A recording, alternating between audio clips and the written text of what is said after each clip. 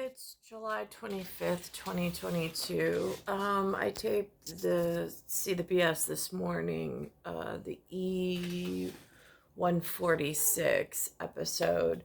Um, I noticed at, like, say, the 8 minute mark, it's 8.00. Um, it shows a map of the extreme heat in the part of North America that's labeled United States of America.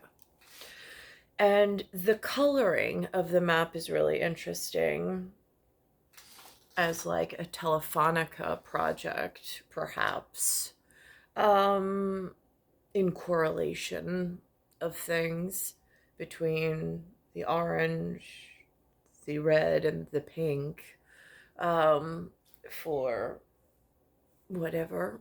Um, and I'm thinking to myself, as I'm looking, there used to be this commercial that ran uh, for coverage. AT&T dropped out of that race a long time ago. I haven't seen their commercials in a long time.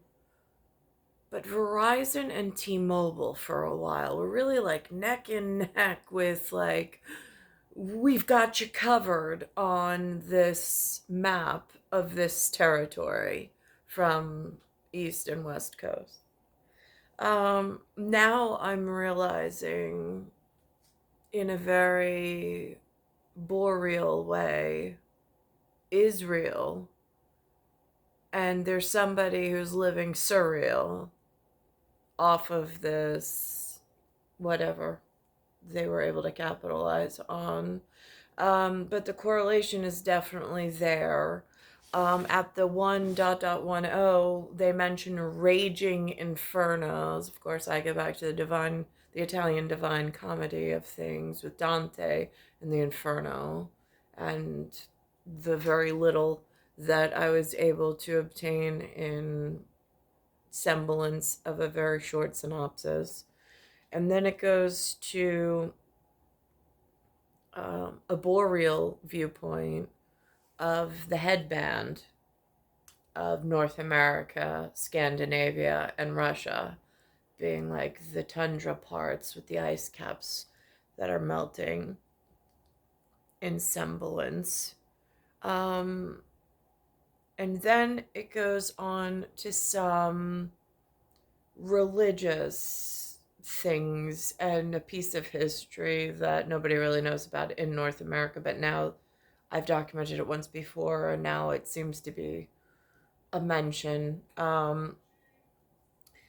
There was something about, and then like this like stolen identity thing going on. There's a new movie coming out again about Wakanda.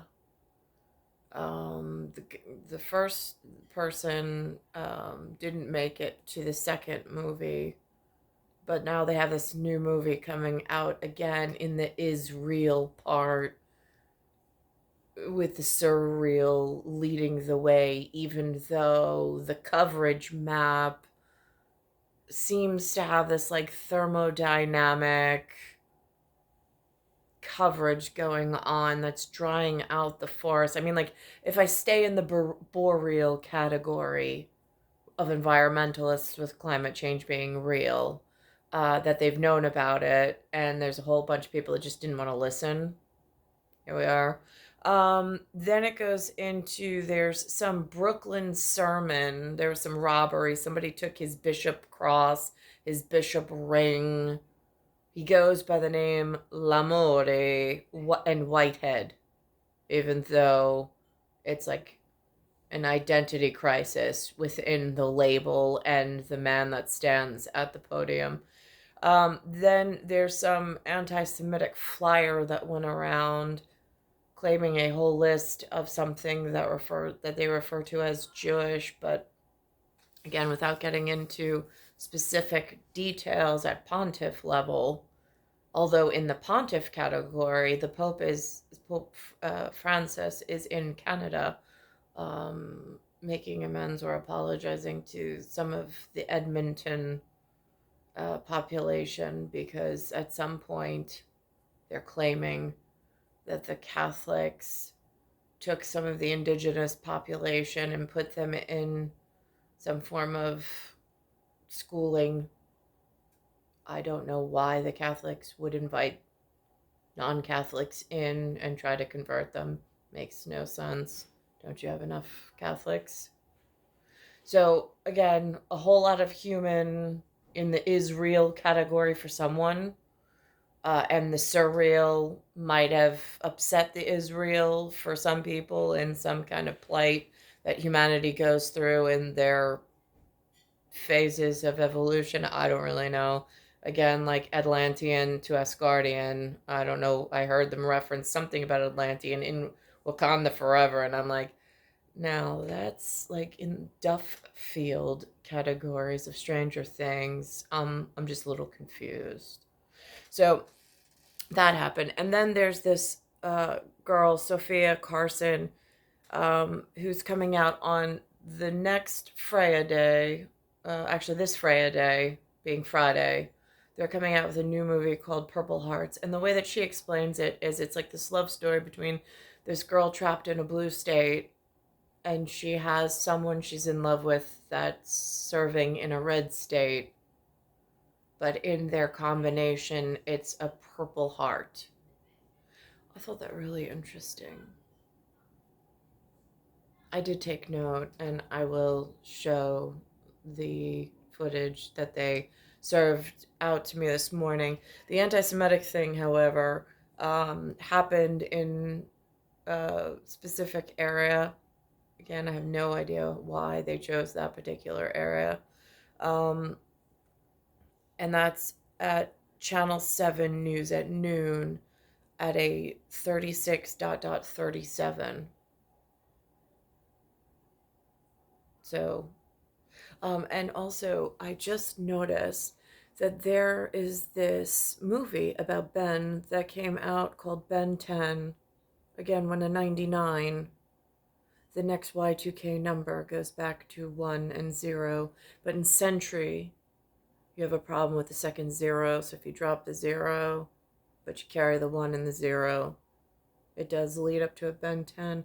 But for some reason, in a Black Widow, if that movie where the girl was red and black, for Purple Hearts anyway, and then the 99 into the next 10, as Ben 10 goes, they made him green. A green hourglass and black. Now, I'm just curious, did the people choose that as a carry forward? Because, like I mentioned this morning, we're already in an irrational set of circumstances. There is some form of justification going on, some form of rationale going on for all the mistakes made, whether purposely or not. But I am an mRNA and DNA NEG. So that means in monarch butterfly things, it was of utmost importance to someone at really high levels to get my part right. But yet there was some POS involved at some point. Doesn't seem like a friendly gesture by the humans to alien force elsewhere. Just saying.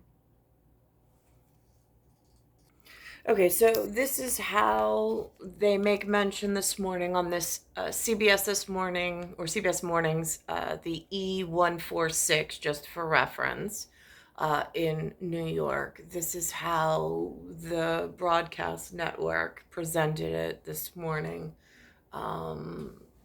Jim Cantori from the Weather Channel, but part of on broadcast with CBS this morning. And now this is the part that looks like at one point they were running commercials for Verizon and T-Mobile, which are not the same networks according to the commercials as, or not the same service providers as, say, an AT&T which AT&T, Bell Atlantic, and then there's this Telestar connection that someone made with very real countries and very real people from here to Europe that was started in somewhere in the 1960s. Not quite sure how they expanded so quickly into a Verizon and a T-Mobile and what's involved in that. But here we are. And so it looks like that coverage map, except now it's coverage of all the damage that's been done by the overheating of energy field. And there's a couple of other factors in there as well for climate change. But there's very real convection, conduction, and some really big life science biology affected by this environmental accumulated change and this extended period of time. Do you say, yes, it will be? What are you thinking? So yes, it will be for some, but worse for others, like the Pacific Northwest, unfortunately, which is where the pictures are coming from. So let's talk about this, because, Gil, this is going to be the worst heat that the Pacific Northwest has seen since last year's historic and deadly heat wave, okay? We won't have the heat that we had last year.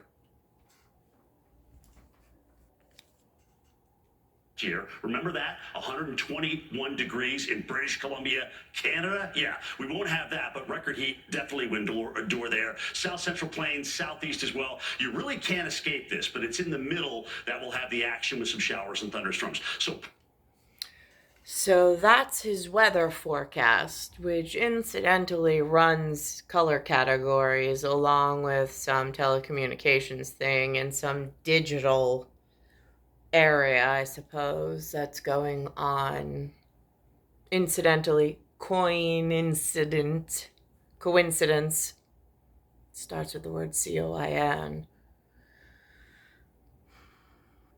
Now that coverage map looking heat index, or the real weather that people are experiencing in this territory, wouldn't be as concerning in correlation if it wasn't for the extreme visual pictures of what others are going through at the moment with this inferno. Out of control wildfire near Yosemite National Park forces evacuations, and California's governor declares a state of emergency. It's an inferno, and then an explosion goes off. A dangerous heat wave continues from coast to coast. Many cities are seeing record-breaking temperatures hitting triple digits. It's happening. And then I'm going to go to the Boreal, which they also mentioned, but later in the episode, around 1.46.53 is when they mention that. Now here's the part, there's a laboratory up. It says experimental ecosystems in Minnesota predict climate change scenarios. So this is forests and climate change, part of their Earth 365 segment. That seems kind of ominous. It's giving us some idea of how far we can push the system and how resilient the system may be. It's absolutely amazing to have a future scenario that you can measure right now today. They pump heat and carbon dioxide into these chambers. The temperature simulations range from no warming all the way up to a frightening 9 degrees Celsius, or more than 16 degrees Fahrenheit. That's pretty extreme. It is extreme. And so this is the upper end of what we're trying to simulate. And so at this level of warming, clearly this doesn't react very well. No, we're not doing very well here. These hexagon-shaped chambers here at the experimental forest are open to the sky. Each one is more than 30 feet tall, 40 feet wide, and there are 10 of them here on this massive 7-acre site, each one providing a different glimpse into the future. And it's not just any forest they're studying. 4 by 3 by 10. It's what's known as the Boreal Forest, the world's largest forest system. It wraps around the upper third of the Earth, from North America through Scandinavia and much of Russia, like some sort of planetary headband. The hair or the bald spot exposed on the top, and then you have this band that extends around the forehead or the more curved places on the globe. Stephen Sebastian is a researcher with the National Forest Service. He says the boreal includes several species of trees and crucial mossy peatland that play an outsized role in regulating the Earth's temperature by sequestering planet-warming carbon dioxide. The peatlands are only So, while they already know that, they know the importance of that, there's some surreal stuff that goes on in like absurdly, I don't know if it's the new rich, the old Dominion, the new Dominion. I'm not quite sure. I think that they play off of one another and just wreak havoc on the timeline. But here we are. So while that's going on, in other news, at 57.00 is this Brooklyn sermon person who is in part of a live sermon, and he gets robbed. And then that goes into the anti-Semitic piece, which then goes into the Pope is also in Canada, because there's like a three-prong approach to this. There are holy books that are intended for some. For some reason, those scripts have been taught to the unintended, and then there's been some travel, and now it's a big mess. And it's causing a real delay in this whole climate change is real from getting fixed. It's frightening. So now to round out the entire picture of not only these extreme heat, some of the service industry with Telefonica and how it's being appropriated or misappropriated, I'm not quite sure, in not wanting to disturb some level of the sediment. But I haven't really benefited from it that I can see. In fact, everything here on my end has gotten steadily worse as my teenage years into my young adulthood grew.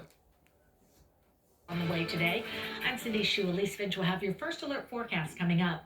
First, though, an investigation underway after a Brooklyn bishop is robbed at gunpoint. Now, it says in français, l'amore, in Italiano, et tu, I mean, l'amore is the love of, and then it says Whitehead.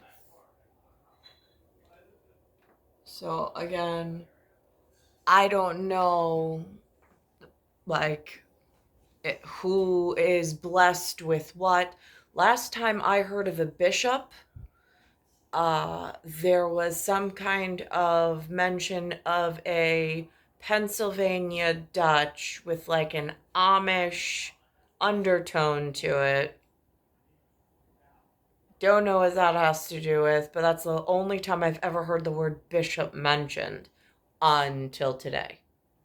And then this guy is claiming he has some bishop cross and he has some bishop ring. But again, I really do not know their effigies. I really do not know their sacraments. I do not know how or who, to whom, to who they issue religious artifacts and blessings of. I have no idea how any of that works. I don't. But I can see where it could be problematic with the beginning of Christianity and then some extension of an allowance that has now tapered by abrasion into some corrosive effect, and then finger pointing and blasphemy and like ruining reputations and all sorts of stuff. I mean, like, it has been a whirlwind to be a New Yorker and to have to sit here and try to watch all of the pieces as they gently knock one another with smiles on their faces, so it gets really confusing. I think they even mention that it's not allowed somewhere, as in it's gaslighting, but yet it seems to go on because it's really hard from a couch potato or chair position stuck somewhere to really confirm or know which way's which or which way's up. I mean, like, what's up and up?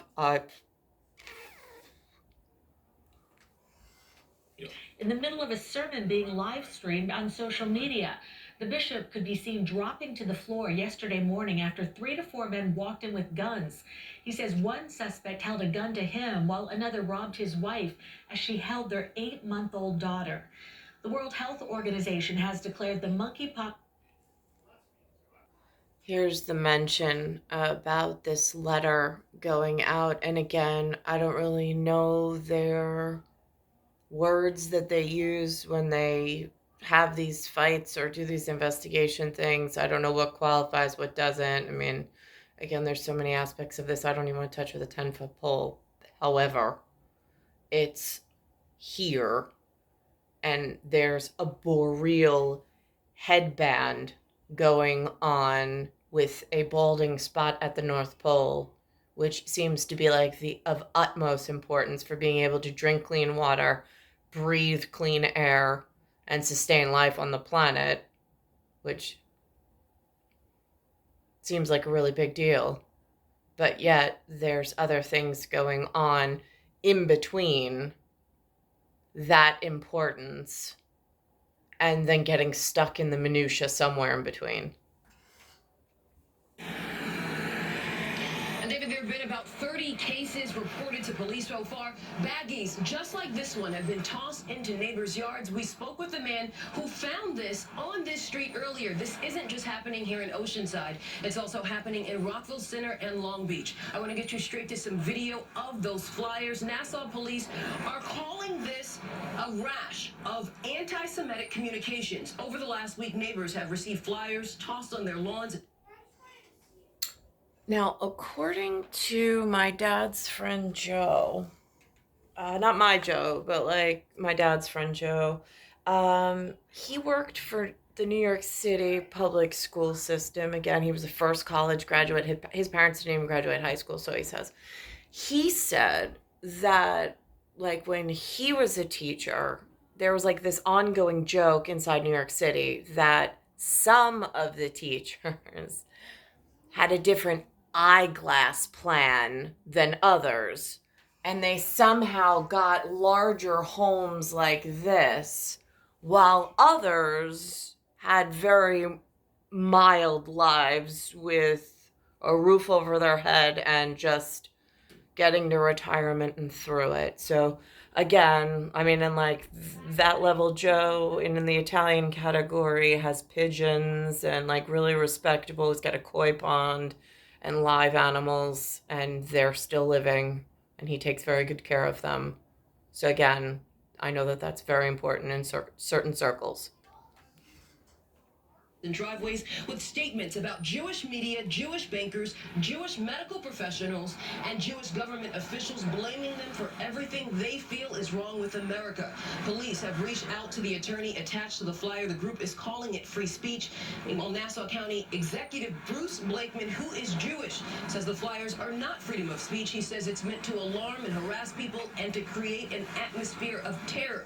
We spoke with one homeowner named Stephen Buckley. He says he was walking here on Pearl Street in Oceanside when he spotted the packet and told police.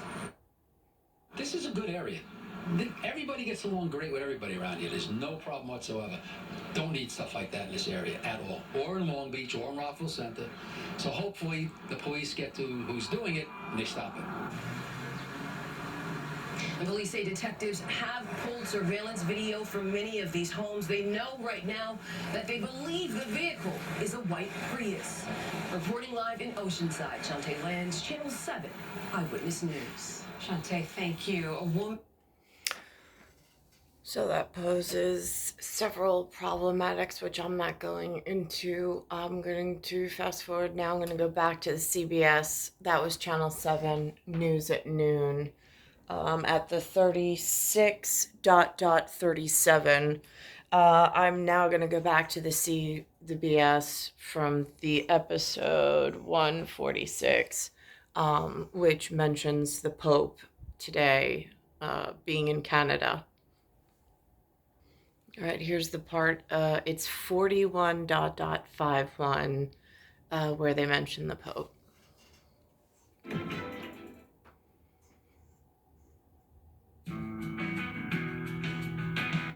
This is actually...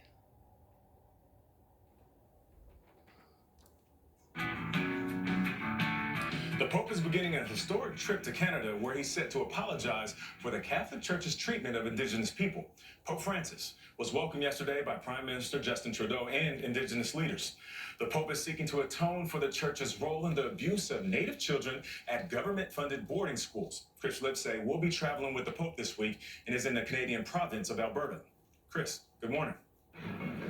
Good morning. Pope Francis is beginning his 7-day trip here in Edmonton, the capital of Alberta. Today, starting around noon, he's meeting with Indigenous leaders to address one of the most shameful chapters in Canadian history. He's expected to apologize for the rampant neglect, physical, and sexual abuse Indigenous children face in Canada's residential Christian schools, most of them run by the Catholic Church. From the late 1800s to the 1990s, more than 150,000 Native children were taken from their families to attend these schools. The goal? To strip them of their culture and language in an effort to assimilate. Thousands are believed to have never made it home. Back in April, the Pope told Indigenous leaders visiting the Vatican that he felt sorrow and shame for the role some in the Church played in the abuse. But this will be the first apology on Canadian soil, something Indigenous leaders have been calling for. Pope Francis will spend the rest of the week conducting both public and private meetings, and for many, this is a step towards healing, not to mention a very important apology in the very country where this cultural genocide took place. But for others, it's far too little, and it's far too late. For CBS Mornings, Chris Livesay, Edmonton, Canada. Step towards healing is a step in the right direction.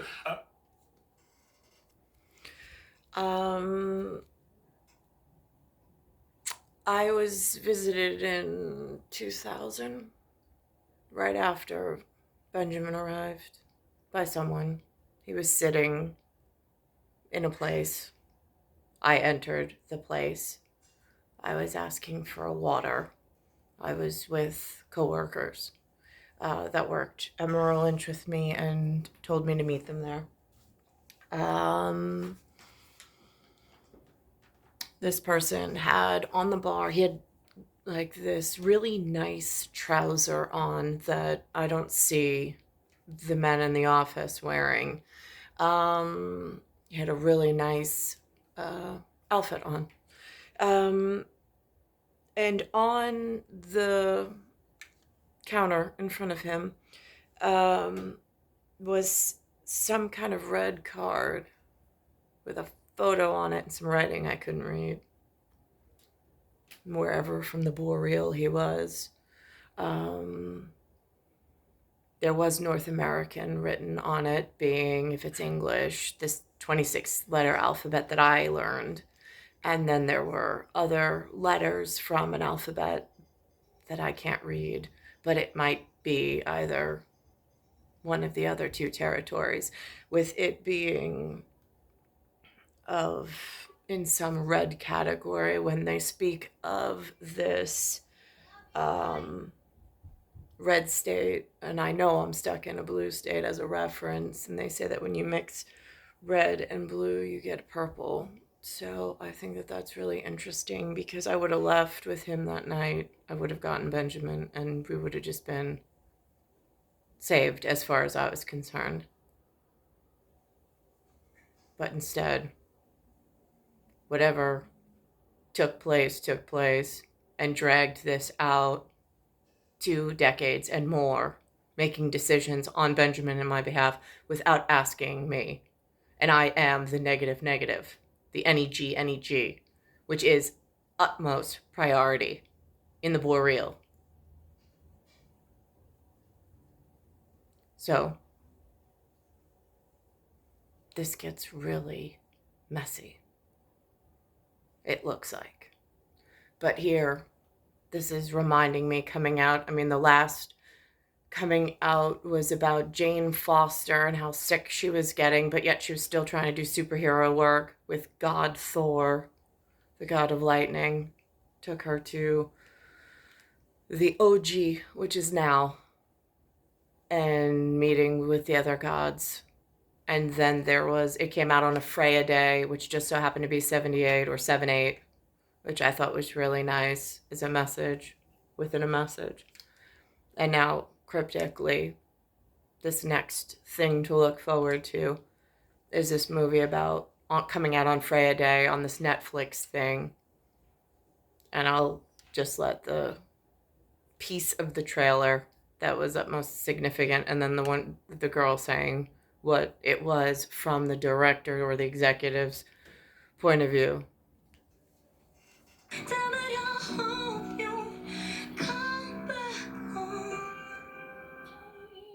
Yo, you hit that note. Yeah, Gail. Hey, Gail. I'm channeling my inner Sophia. I like that. That was This morning, Sophia Carson joins. Hey, Sophia Carson. Good morning. Remember when you wrote the song, That's Your Real Voice, because you can sing? But you said that Cassie left a lasting impression on you. How so?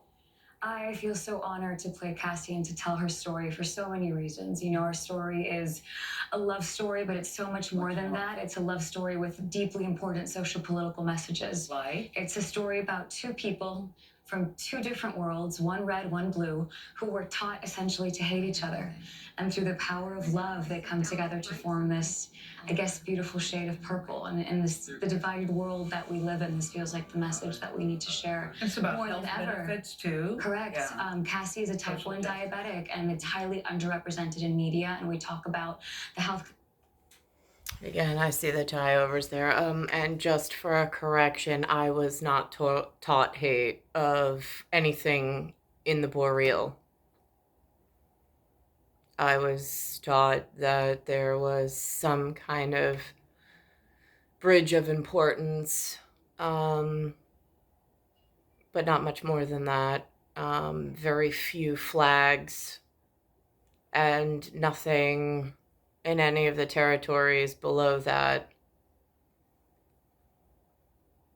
had much more significance. I mean, if we go into this extreme climate event with the adding of all of the emissions from the cars and the vehicles, which are just piling up in New York. I mean, I see the telltale signs. I've heard the experts. I see it.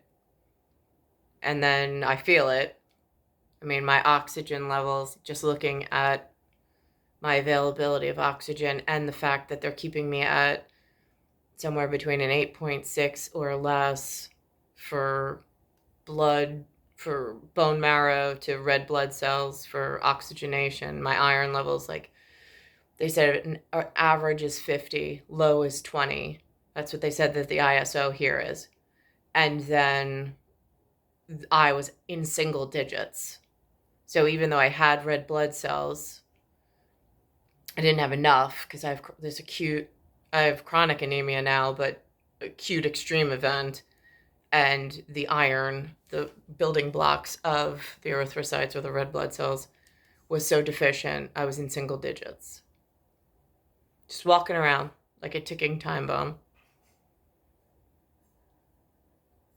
And there's plenty of doctors in New York, just not one of them that has reached out from field of science for which they say they are at doctorate level, past masters, for those of you that go by masters, but working, like just going around in the infirmary, walking around body to body, and not even one person has ever tried to solve my anemia issue. But yet they hold on to their health licenses as if they're doing good in the world for some reason. It gets really confusing where to give credit and where to just say how angry I am at the world. Doesn't fix the problem with the heating up and this Telefonica thing that's, I think, been stretched way past its safety zone. I mean, I didn't study electronics, didn't study telecommunications, but I look at those maps and I look at the colors, and then I look at the brand advertising and the service contracts and how the faces have changed on just the television set, and I can see the fight in before my eyes of what must have gone on in the background in order for them to gain that level of seating. It's star 1978, star 8378, Nicole Cattaruzza. Its Earth, solar system, Milky Way, universe, galaxy is broken, and its Bayside station, Bayside, New York, 11361.